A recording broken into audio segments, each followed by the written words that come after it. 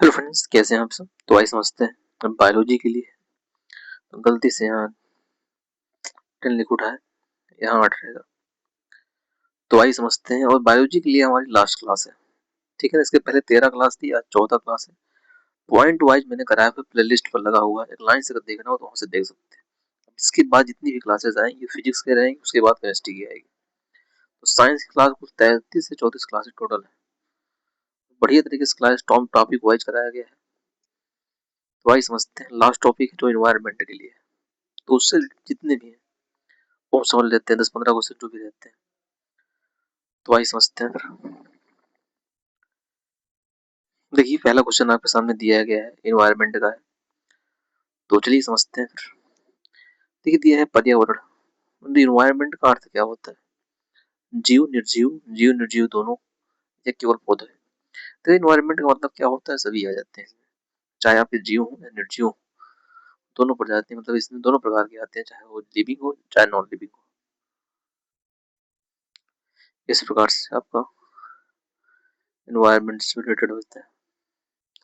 Channel पर थोड़ा नए हो सब्सक्राइब कर दिया करिए, काफी मेहनत लगती है बनाने में थोड़ा वीडियो में। तो सेकंड है आपका कि ओजोन परत, जो ओजोन लेयर होता है, किसे रोकती है? जो अल्ट्रावायलेट रेज जो होती है, जो पराबैंगनी किरणें होती है, उन्हें रोकती है। जैसे इमेज में दिखाया गया है, सन है, सन के द्वारा जो अभी लाइट आती है, जो यूवी, जो अल्ट्रावायलेट रेज आती है, ओजोन परत होता है, मतलब इससे क्या है, प्रोटेक्ट करती है। ओजोन परत जो होता है, ये आपकी जो अल्ट्रावायलेट रेज है उससे प्रोटेक्ट करता है, हमें लोग बचाता है उस चीज को। ग्रीन हाउस गैस कौन सी होती है? तो इसमें आपका जो कार्बन डाइऑक्साइड है वही आपका ग्रीन हाउस गैस है। ग्रीन हाउस गैस, जैसे यहाँ से जो सन से लाइट आ रही है, यहाँ दिखाया गया है इनकमिंग सोलर रेडिएशन, ये है absorption in atmosphere by green house gases. Absorb कर रहे हैं जो एटमॉस्फेयर में ग्रीन हाउस गैसेस। और यहाँ देखो वापस जा रही है, मतलब क्या है कि radiation out to space, radiated out to space. और क्या है, infrared radium radiation from surface. Next दिया है कि जल प्रदूषण, जो वाटर पोल्यूशन होता है, मुख्य कारण क्या होता है इसका? पेड़ लगाना, औद्योगिक अपशिष्ट, वर्षा, हवा। देखिए, जो जल प्रदूषण जो होता है, वाटर पोल्यूशन जो होता है, ये इंडस्ट्रियल जो वेस्ट है, जो इंडस्ट्री होती है उनके द्वारा वेस्ट जो अपशिष्ट निकलते हैं, उनके द्वारा जल प्रदूषण होता है। जैसे इसमें बताया गया, देखो जो इंडस्ट्रियां हैं, कंपनी है, उनके द्वारा जो भी वेस्ट निकलते हैं, जल में गिरते हैं, जिनके कारण प्रदूषित हो जाते हैं। मेन कारण यही रहता है। नेक्स्ट है आपका चिपको आंदोलन। नाम सुना होगा आपने इससे पहले। चिपको मूवमेंट किससे संबंधित होता है? तो ये आपका वन संरक्षण से रिलेटेड होता है, जो वन फॉरेस्ट कंजर्वेशन है उससे रिलेटेड होता है। देखिए, इसका मतलब क्या होता है। पहले जब क्या होता था कि जैसे कि लगाव नहीं हो जाता किसी से, माता पिता से बच्चों के प्रति होता है, इसमें क्या है, वन संरक्षण के प्रति जो वहाँ के लोग थे, उनमें इतना लगाव रहता था कि चिपको आंदोलन, मतलब पेड़ से चिपके रहते, मतलब पेड़ को काटा ना जाए। तो यहाँ चिपको आंदोलन इसी में आया हुआ था। अम्ल वर्षा, एसिड रेन किसके कारण होता है? जो सल्फर डाइऑक्साइड है, नाइट्रोजन डाइऑक्साइड है, ये यही से एसिड रेन इन कारण होती है। ऑप्शन नंबर सेकंड हो गया आपको। इसमें दिखाया गया कि एसिड रेन, जैसे H2 है, यहाँ H2SO4 tree killed by cell acid rain. उसके बाद यहाँ से क्या है, नाइट्रोजन डाइऑक्साइड, सल्फर डाइऑक्साइड मिलते हैं, आपके जल है, सोर्स है, यही मेन रीजन है आपका एसिड रेन का। जैव विविधता मतलब बायोडाइवर्सिटी क्या होती है? सभी जीवों की विविधता, variety of all living organism, यही होता है जैव विविधता। जैव विविधता ये है आपका बायोडाइवर्सिटी। तो सभी तरह के जीव जो है इसमें आपको दिखाई दे रहे हैं। पृथ्वी दिवस कब मनाया जाता है? तो पता होना चाहिए, एग्जाम में से पूछा भी जाता है। तो 22 अप्रैल को जो है पृथ्वी दिवस मनाया जाता है। तो ऑप्शन नंबर आपका सेकंड है। 5 जून जो आपका इन्वायरमेंट डे होता है, तो ये है आपका 22 अप्रैल, वर्ल्ड अर्थ डे।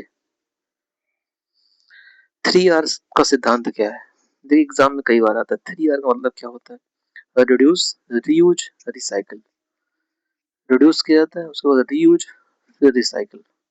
इमेज में देखो कैसे दिखाया गया है। रिड्यूस तो कुछ इस तरह से रहता है, ये प्रक्रिया है, मतलब एक ही तरह से समझना। रीयूज, किसी चीज को वापस यूज करना। उसके बाद रिसाइकल, पुनः मतलब उसी परिवर्तन में इसको भी। तो रिसाइकल तीन तरह से, थ्री आर का मतलब यही होता है, ध्यान रखना है आपको। रिड्यूस, रीयूज, रिसाइकल, ये सही क्रम है इसका। ध्वनि प्रदूषण, जो नॉइज पोल्यूशन का माप किसमें होता है?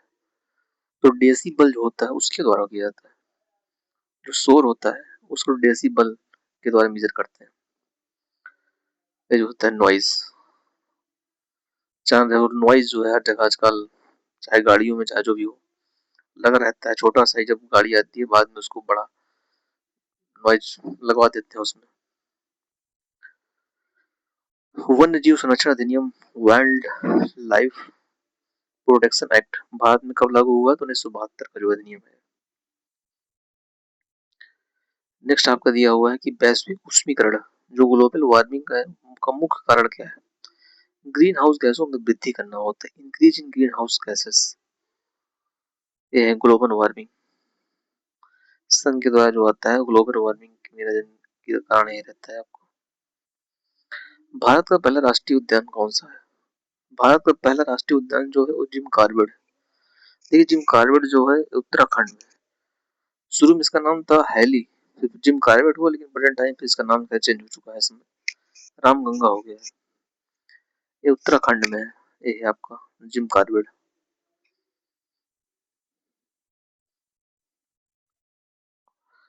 सीएफसी का पूरा नाम क्या होता है? सीएफसी मतलब होता है क्लोरोफ्लोरोकार्बन।